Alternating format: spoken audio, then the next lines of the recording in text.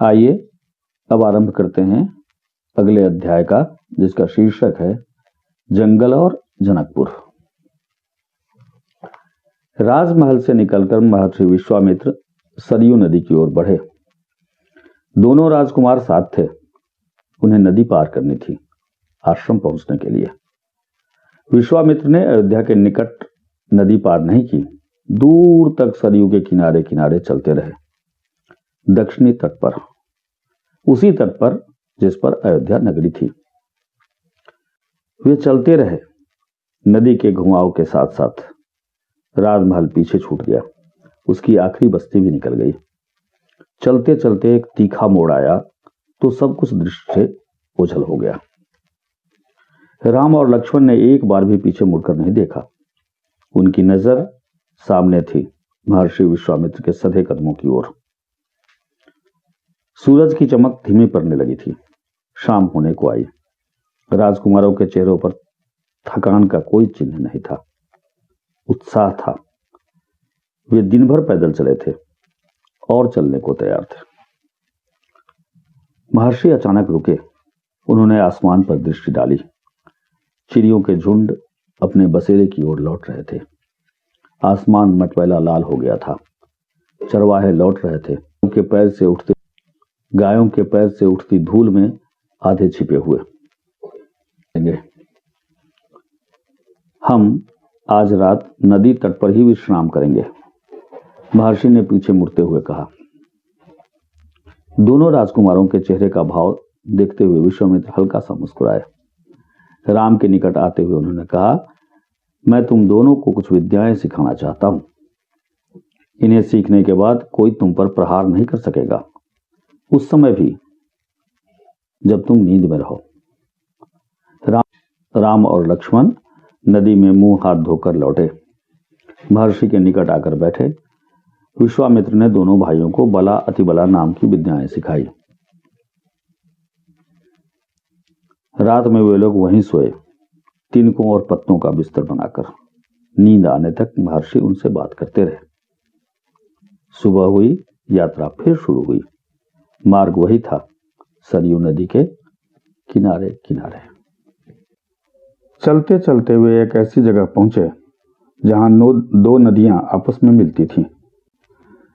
उस संगम की दूसरी नदी गंगा थी। महर्षि अब भी आगे चल रहे थे, लेकिन एक अंतर आ गया था।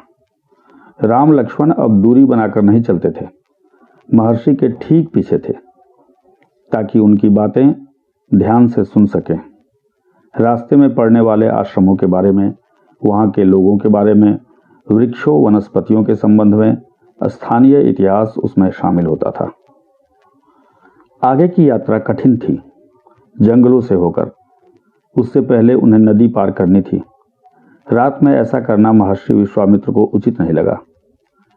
तीनों लोग वहीं रुक गए, संगम पर बने एक आश्रम में। अगली सुबह उन्होंने नाव से गंगा पार की। नदी पार जंगल था, घना, दुर्गम। सूरज की किरणें धरती पर नहीं पहुंचती थीं। इतना घना, वह डरावना भी था। हर ओर से झिंगुरों की आवाज, जानवरों की दहाड़, कर्कश ध्वनियां। राम और लक्ष्मण को आश्वस्त करते हुए महर्षि ने कहा, ये जानवर और वनस्पतियां जंगल की शोभा हैं, इनसे कोई डर नहीं है। असली खतरा राक्षसी ताड़का से है, वह यहीं रहती है। तुम्हें वह खतरा हमेशा के लिए मिटा देना है। ताड़का के डर से कोई उस वन में नहीं आता था। जो भी आता, ताड़का उसे मार डालती, अचानक आक्रमण कर देती। उसका डर इतना था कि उस सुंदर वन का नाम ताड़का वन पर गया था। राम ने महर्षि की आज्ञा मान ली, धनुष पर प्रत्यंचा चढ़ाई और उसे एक बार खींच कर छोड़ा। इतना ताड़का को क्रोधित करने के लिए बहुत था। टंकार सुनते ही क्रोध से बिलबिलाई ताड़का गरजती हुई राम की ओर दौड़ी। दो बालकों को देखकर उसका क्रोध और भड़क उठा। जंगल में जैसे तूफान आ गया। विशालकाय पेड़ कांप उठे, पत्ते टूटकर इधर उधर उड़ने लगे। धूल का घना बादल छा गया, उसमें कुछ दिखाई नहीं पड़ता था। फिर ताड़का ने पत्थर बरसाने शुरू किए। राम ने उस पर बाण चलाए, लक्ष्मण ने भी निशाना साधा। ताड़का बाणों से घिर गई। राम का एक बाण उसके हृदय में लगा। वह गिर पड़ी, फिर नहीं उठ पाई। विश्वामित्र बहुत प्रसन्न हुए। उन्होंने राम को गले लगा लिया। उन्होंने दोनों राजकुमारों को 100 तरह के नए अस्त्र शस्त्र दिए। उनका प्रयोग करने की विधि बताई, उनका महत्व समझाया। महर्षि का आश्रम वहां से अधिक दूर नहीं था, लेकिन जब तक रात हो चली थी, विश्वामित्र ने वह दूरी अगले दिन तय करने का निर्णय लिया। तारका मर चुकी थी, उसका भय नहीं था। तीनों ने रात वहीं बिताई, तारका वन में, जो अब पूरी तरह भयमुक्त था। सुबह जंगल बदला हुआ था। अब वह तारका वन नहीं था, क्योंकि तारका नहीं थी। भयानक आवाजें गायब हो चुकी थीं। पत्तों से गुजरती हवा थी, उसकी सरसराहट का संगीत था। चिड़ियों की चहचहाट की थी, शांति थी। तस्वीर बदल गई थी। सिद्धाश्रम का अंतिम पड़ाव था महर्षि का आश्रम। रास्ता छोटा भी था, मनोहारी भी। प्राकृतिक सौंदर्य का आनंद लेते तीनों लोग जल्दी ही आश्रम पहुंच गए। आश्रम वासियों ने उनकी आगवानी की, अभिनंदन किया। उनकी प्रसन्नता दुगुनी हो गई थी। महर्षि विश्वामित्र के आश्रम लौटने की खुशी, राम लक्ष्मण के आगमन का सुख। विश्वामित्र यज्ञ की तैयारियों में लग गए। अनुष्ठान प्रारंभ हुआ। आश्रम की रक्षा की जिम्मेदारी राम लक्ष्मण को सौंपकर महर्षि आश्वस्त थे। अनुष्ठान अपने अंतिम चरण में था, पूरा होने वाला था कुछ ही दिनों में। 5 दिन तक सब ठीक ठाक चलता रहा, शांति से, निर्विघ्न। लग रहा था कि राजकुमारों की उपस्थिति ने ही राक्षसों को भगा दिया है। राम और लक्ष्मण ने यज्ञ पूरा होने तक न सोने का निर्णय किया। वे लगातार जागते रहे, चौकस रहे। कमर में तलवार, पीठ पर तुनीर, हाथ में धनुष, प्रत्यंचा चढ़ी हुई, हर स्थिति के लिए तैयार। अनुष्ठान का अंतिम दिन। अचानक भयानक आवाजों से आसमान भर गया। सुबाहु और मारीच ने राक्षसों के दलबल के साथ आश्रम पर धावा बोल दिया। मारीच क्रोधित था, यज्ञ के अलावा भी इस बात से कि राम लक्ष्मण ने उसकी मां को मारा था, ताड़का को। राम ने राक्षसों का हमला होते ही कार्रवाई की, धनुष उठाया, मारीच को निशाना बनाया। मारीच बाण लगते ही मूर्छित हो गया। बाण के वेग से बहुत दूर जाकर गिरा, समुद्र के किनारे। वह मरा नहीं। जब होश आया तो उठकर दक्षिण दिशा की ओर भागा। राम का दूसरा बाण सुबाहु को लगा, उसके प्राण वहीं निकल गए। सुबाहु के मरने पर राक्षस सेना में भगदड़ मच गई। वे चीखते चिल्लाते भागे। कुछ लक्ष्मण के बाणों का शिकार हुए, अन्य जान बचाकर भाग खड़े हुए। महर्षि विश्वामित्र का अनुष्ठान संपन्न हुआ। राम ने महर्षि को प्रणाम करते हुए पूछा, अब हमारे लिए क्या आज्ञा है मुनिवर? महर्षि ने राम को गले लगाया, कहा, हम लोग यहाँ से मिथिला जाएंगे, महाराज जनक के यहाँ, विदेह राज के दरबार में। मैं चाहता हूं कि तुम दोनों मेरे साथ चलो, उनके आयोजन में हिस्सा लेने। महाराज के पास एक अद्भुत शिव धनुष है, तुम भी उसे देखो। राम और लक्ष्मण अगली यात्रा को लेकर उत्साहित थे। नए स्थान देखने और जानने का अवसर। सोन नदी पार कर विश्वामित्र मिथिला की सीमा के पास पहुंचे, अपने शिष्यों और राजकुमारों के साथ। वे गौतम ऋषि के आश्रम से होते हुए नगर में पहुंचे। राजा जनक ने महल से बाहर आकर विश्वामित्र का स्वागत किया।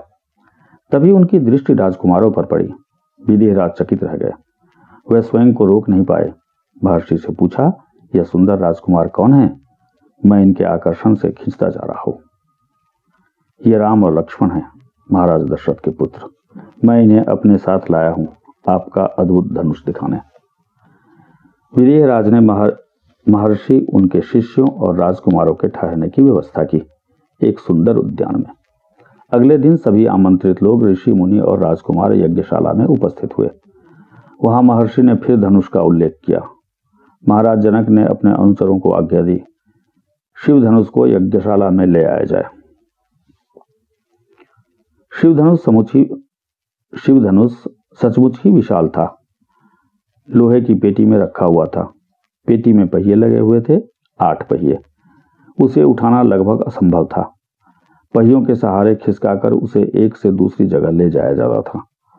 अनुचर मुश्किल से उसे खींचते हुए यज्ञशाला में ले आए। धनुष देखते ही विदेहराज एक पल के लिए उदास हो गए। उन्होंने कहा, मुनिवर, मैंने प्रतिज्ञा की है अपनी पुत्री सीता के विवाह के संबंध में। जो यह धनुष उठाकर उस पर प्रत्यंचा चढ़ा देगा, उसी के साथ सीता का विवाह होगा। अनेक राजकुमारों ने प्रयास किया और लज्जित हुए। उठाना तो दूर, वे इसे हिला तक नहीं सके। प्रत्यंचा क्या चढ़ाते। विदेहराज का संकेत समझकर महर्षि विश्वामित्र ने राम से कहा, उठो वत्स, यह धनुष देखो। राम ने सिर झुकाकर गुरु की आज्ञा स्वीकार की। आगे बढ़े। पेटी का ढक्कन खोल दिया। राम ने पहले धनुष देखा, फिर महर्षि को। गुरु का संकेत मिलने पर राम ने विशाल धनुष सहज ही उठा लिया। यज्ञशाला में उपस्थित सभी लोग हतप्रभ थे। इसकी प्रत्यंचा चढ़ा दूं मुनिवर? राम ने पूछा। अवश्य, यदि ऐसा कर सकते हो। विदेहराज चकित थे। राम ने आसानी से धनुष झुकाया, ऊपर से दबाकर प्रत्यंचा खींची। दबाव से धनुष बीच से टूट गया। उसके 2 टुकड़े हो गए, बच्चों के खिलौने की तरह। यज्ञशाला में सन्नाटा छा गया।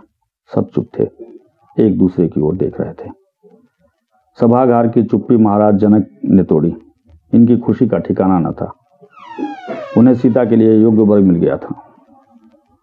उनकी प्रतिज्ञा पूरी हुई।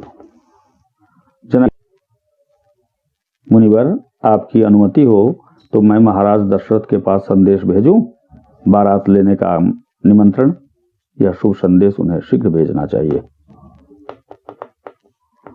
महर्षि की अनुमति से दूत अयोध्या भेजे गए, सबसे तेज चलने वाले रथों से। इस बीच जनकपुर में धूम मच गई। बारात के स्वागत की तैयारियां होने लगी। नगर की प्रसन्नता चरम पर थी। महाराज जनक का संदेश मिलते ही अयोध्या में भी खुशी छा गई। आनंद फानंद में बारात तैयार हुई। हाथी, घोड़े, रथ, सेना। बारात को मिथिला पहुंचने में 5 दिन लग गए। जनकपुरी जगमगा रही थी। हर मार्ग पर तोरण द्वार, हर जगह फूलों की चादर, एक एक कोना सुवासित। हर घर के प्रवेश द्वार पर वंदनवार, एक एक घर से मंगल गीत।